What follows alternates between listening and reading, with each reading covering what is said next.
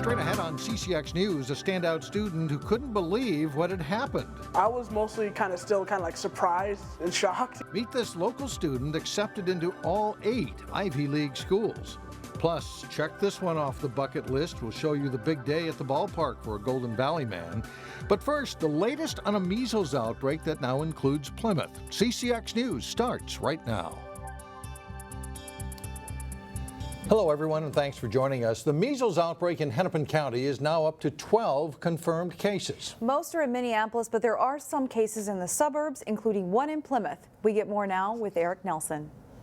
Yeah, Shannon and Mike, this has been a daunting task for public health officials. They have already confirmed that hundreds of people in the Twin Cities have been exposed to measles, but many have been vaccinated and have nothing to worry about. However, the county is still trying to find 30 or more families to see if they came in contact with one of the 12 individuals who have the contagious illness. If we're not able to find them within 3 to 6 days, people who have not been vaccinated need to be socially isolated, meaning that they can't go to daycare, they couldn't go to school, they couldn't go to work for a period of 21 days after they've been exposed to measles. Experts say you can be contagious before a rash like this even shows up. If you're exposed and not vaccinated, you would be asked to remain in voluntary exclusion. Measles symptoms begin with a fever, cough, runny nose, and watery eyes, followed by a rash. All of the reported cases have been kids who are 5 years old or younger. The outbreak is mostly confined to the Somali community, where vaccinations are not common and sometimes discouraged. The county wants people to know that it's not too late to vaccinate. They say it is critical to go to your clinic and get the vaccine because it has proven to be effective. We know it's safe. There's been some misinformation in the community about a link between the measles vaccine and autism. That has been completely debunked by science. And we really want to focus right now on people getting their vaccines and being fully immunized. Now, if you think someone in your family has measles, don't go to the doctor's office because you could expose others in the waiting room. Call ahead to your clinic and they will set up an alternative visit. The last large outbreak was 6 years ago when 26 people were confirmed with measles. Mike? All right, Eric, thank you. Authorities have identified the Plymouth jogger struck and killed by a car. 78-year-old John Mickelthune was hit Saturday morning on County Road 6 near Yuma Lane North. He was pronounced dead at the scene. Mickelthune was less than a quarter mile from his home, and Plymouth police say he was not crossing at a designated crosswalk. They're calling the incident a tragic accident. In Crystal, the City Council had to examine an unusually high number of liquor license violations in which businesses were caught serving alcohol to minors. In 5 of the cases, it was the first violation over a 3-year period. Those businesses, Buffalo Wild Wings, Chipotle, El Loro Mexican Restaurant, Liquor Liquidator, and MGM Liquor Warehouse, each received a $750 fine. For a 6th business, Crystal Wine and Spirits, it was the 2nd violation in 2 years. They received a 1-day license suspension and a $1,500 fine. A Crystal police officer is being recognized for his efforts to keep drunken drivers off the road.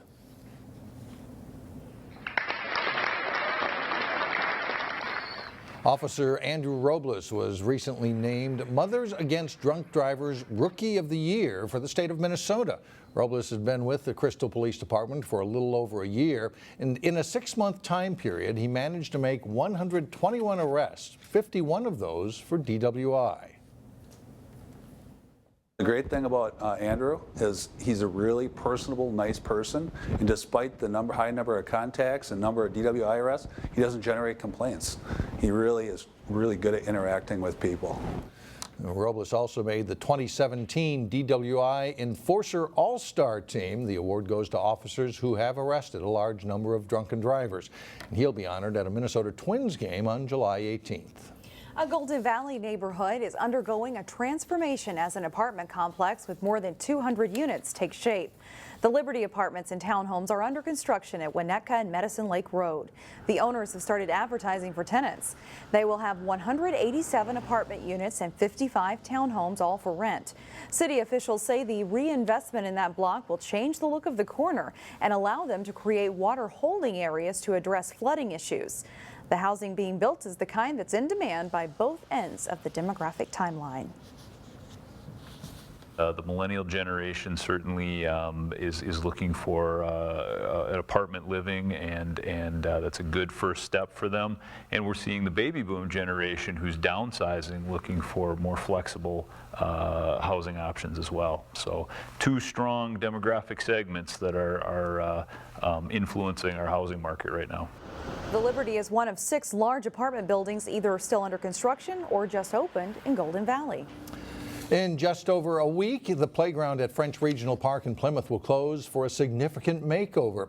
The playground will close April 30th to construct a new $1 million creative play area. These design photos show part of what it could eventually look like. The old playground was built nearly 30 years ago and is deteriorating. The new playground will open next spring. The construction work will also include replacing roads, trails, and parking lots within the park. Still ahead on CCX News, 2 standout students, one who achieved a rare feat, another who is on track to be a Golden Gopher. Plus, Champlin Park's girls lacrosse team doesn't let a little rain slow their attack. That's coming up in sports. But first, a break from the rain. Friday, we could even see sunshine.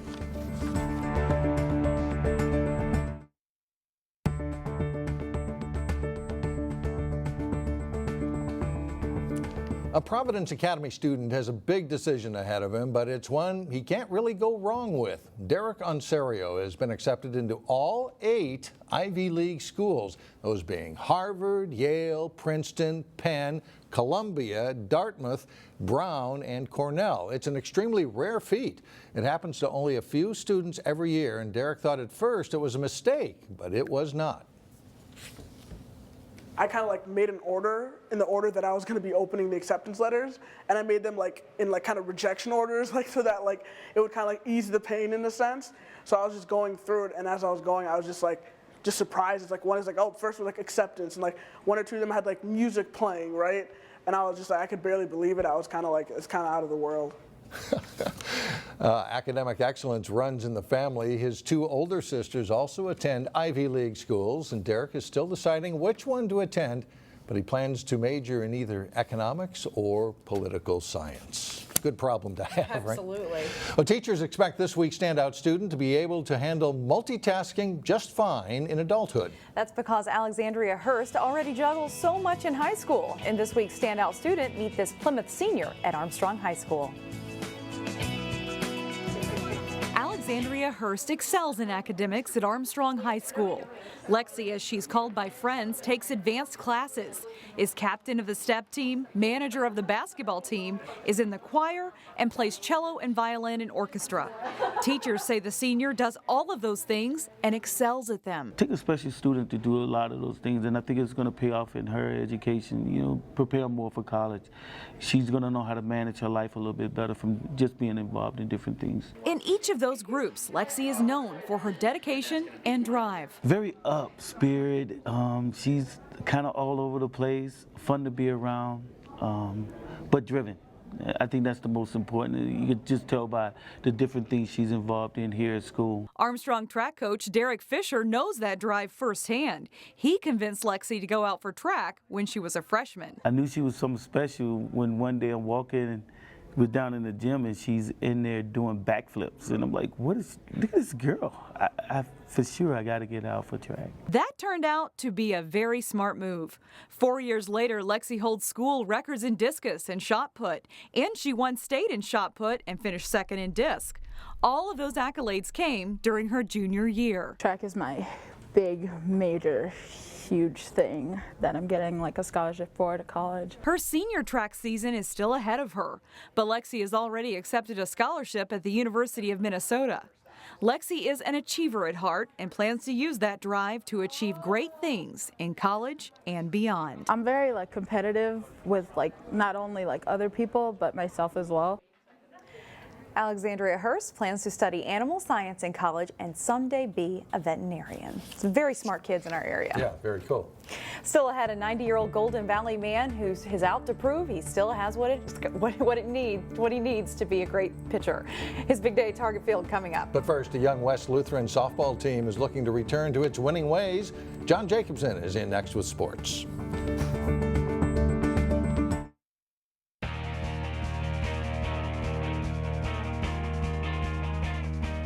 I'm John Jacobson with sports. The softball program at West Lutheran High School in Plymouth has been pretty strong the past few seasons.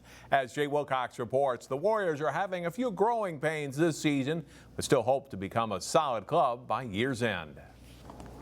Players come and go in high school sports, and graduation losses can be tough to absorb, especially in a small school like West Lutheran. So the Warriors had some holes to fill this spring. Yeah, we definitely have some work to do from last year, but I mean, it's it's not rebuilding because we definitely have a lot of us back, but just learning to work together. We had new spots to fill in the infield and stuff. We have a young team, which is good and bad in some things people may think, but we have a lot of young talent, which means we can mold a lot of great players, and we definitely can show a threat with a lot of new players, I guess, since no one's seen them yet, so we got maybe a leg up on some of the competition, so I think that's always good. The Warriors do have veterans at a couple of key spots. Lisa Hofer is catching this year after an honorable mention All-State season as a shortstop. And the pitching tandem of Afton Zemke and Sidney Koppel returns. Sidney Koppel back again, who's started from 8th grade on through us and now a senior. And then Afton Zemke returning, who's been a 7th through now as a sophomore and is one of both our captains for us in that. And now with Lisa Hofer filling the role as catcher, moving in this year in a new spot, but she's already been with us a couple years. Strong player, good athlete. The Warriors won the Minnesota Christian Athletic Association title and lost in the Section 4A final last season. They've had a good run in recent seasons, but are 2-4 so far this spring, and know they'll be getting opponents' best games because of their past success. Yeah, I think it's kind of fun. I mean, it's kind of intimidating, but at the same time, it's good to have a reputation for being good, I guess. All in all, I feel like season to season, we have competition that we got to beat and prove ourselves each year, so it's always fun. It's a team that should get better as the season goes, as West Lutheran looks to rebuild this spring. Jay Wilcox, CCX Sports. The Warriors were supposed to play Heritage Christian Academy Thursday afternoon, but that game has been postponed. They'll play at Atwater Cosmos Grove City Saturday and then host Trinity on Monday. The Champlin Park girls lacrosse team lost just one game all last season to Blaine in the Section 7 tournament. The Rebels returned some of those same players and have high hopes for another good year. Rainy night, to say the least, at Champlin Park as the Rebels hosted Spring Lake Park Wednesday evening. First half of this game, the Rebels' Tara Dahlman passes to Sam Nolan, who goes low with her shot. And Champlin Park takes a 2-1 lead 11 minutes in. And they stretch their lead from there. From the free position is Josie Jones with a shot and goal. That makes it a 4-1 game. Before halftime, Allie Kelly makes a nice pass to Johnson, cutting in front of the Panthers' net. She'll score again, and Champlin Park takes a 6-2 lead into half. Opening seconds of the second half, and senior midfielder Tara Dahlman will make a run up the left side, and she'll take this one herself to the net. She scored 34 goals on the regular season a year ago. That goal there makes it 7-2 Champlin Park. And she'll pick up an assist later, finding the cutter Lydia Brecht for the quick shot and goal. Brecht's goal puts the Rebels up 9-2. They go on to win 11-3. They're now 2-0, and they will play at Anoka on Friday. Adapted softball seasons are getting underway as well, as Wednesday was definitely a good day to be indoors. Osseo representing all of District 279 facing Robbinsdale Hopkins Mound West Tonka in a PI division game. Osseo gets on the board in the first. Kirby Gilbertson's blooper falls in. Navarro Tollefson scores, and the Orioles get 2 runs in the first. Robbins answer that, though. Andy Hans's liner finds some open space. Corey Tesh, Vincent Liu score, and Hansen circles the bases as well. Robins get the maximum 5 runs in the inning. Gilbertson slashes a hit in the second inning to the gap. Abby Witter scores. Gilbertson races around for a home run, and the Orioles get 2 more, and they pull within 5-4. But it's mostly Robins from there. Tesh singles to left to bring Madeline Osk home with a run. And then Liu delivers a key hit, scoring Haley Engebretson and Jordan O'Donnell. The Robins win their opener 15-8 over the Orioles. Definitely a good day to be inside. That is it for sports. Mike and Shannon, back to you. All right, John, thank you very much. Up next, don't mind the clouds and the drizzly rain. We'll show you a Golden Valley man's perfect day when we come back. A local veteran from Golden Valley got a once-in-a-lifetime experience today. Delane Cleveland tells us about it. Regardless of age or background, has goals in life they want to accomplish. A little fluttery, getting a little nervous about the whole thing. Some goals are simple. I'm a little nervous. I'm just excited for him. I just am thrilled that this opportunity has come his way. Others are a little more grand in scale. It's finally sinking in that I'm here. Mother Nature may have brought overcast skies and a slight drizzle to Target Field. I've always followed the Twins. I followed the Minnesota Millers before that. But if you ask Emery Erickson, it was a beautiful day for baseball. Well, it's special for me. It truly is. Yeah, it's really an honor, and I'm very pleased. Pleased because this World War II veteran is here to throw out the ceremonial first pitch. Hope I can get it to the catcher. That's the goal. He had plenty of support in the stands. We all think he's the greatest. Lincoln Hudson is one of nearly 24 people from Emory's Golden Valley retirement community who were here to witness his big day. We've got a club we organized, and you got to be 90 years old to get in, and he's one of our charter members. This day was made possible thanks to Emory's oldest daughter, Jan. Well, I was having coffee with him. Who had a contact with the Twins. He was talking about his buddies and their bucket list. And he said, for example, I think it would be really fun to throw out the first pitch at a Twins game. A list that became more important after a recent health scare. 2 months ago, I had the heart attack, and so that you start thinking a little bit more about your future.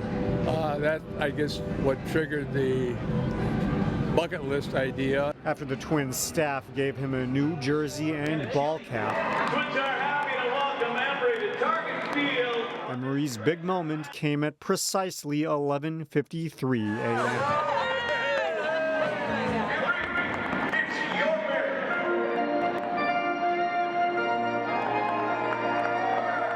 At age 90, he made it across the plate with 1 bounce. That was fun. Not quite at the level of Irvin Santana, but his contingent of supporters in the stands beamed with pride.